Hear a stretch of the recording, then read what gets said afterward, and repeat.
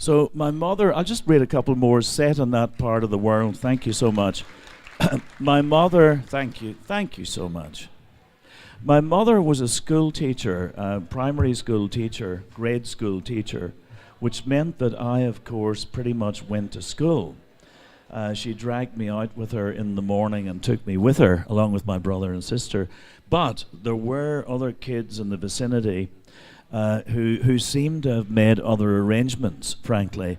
And this is about one of them who hardly ever showed up at all. He was a mitcher or truant. Mitcher is the word we use there, a mitcher for somebody who doesn't go to school. His name, Joseph Mary Plunkett, you might recognize that component of it as being shared, or indeed coming from the name of an Irish poet and patriot who took part in the Rising in 1916 and who was shot for his part in it. So with in this particular case, with that comes here an engagement with militant republicanism in the Irish context, not the US. And I tried just to give a sense of his life then and more recently. It's called Anseo. When the master was calling the roll, bless you, in the primary school in college lands, you were meant to call back Anseo and raise your hand as your name occurred.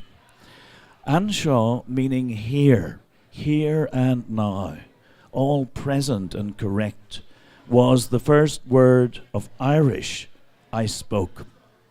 The last name on the ledger belonged to Joseph Mary Plunkett Ward and was followed, as often as not, by silence, a nod and a wink, the master's droll, and where's our little ward of court?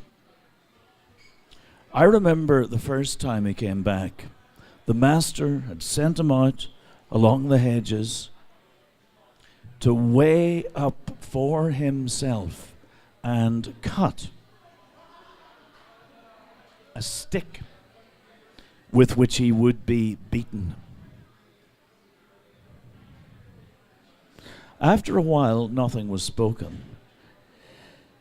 He would arrive as a matter of course with an ash plant, a sally rod, or finally the hazel wand he had whittled down to a whiplash. Its twist of red and yellow lacquers, sanded and polished, and altogether so delicately wrought that he had engraved his initials on it. I last met Joseph Mary Plunkett Ward in a pub just over the Irish border. He was living in the open, in a secret camp on the other side of the mountain. He was fighting for Ireland, making things happen. And he told me, Joe Ward, of how he had risen through the ranks to quartermaster, commandant, how every morning at parade his volunteers would call back Anseo and raise their hands as their names occurred.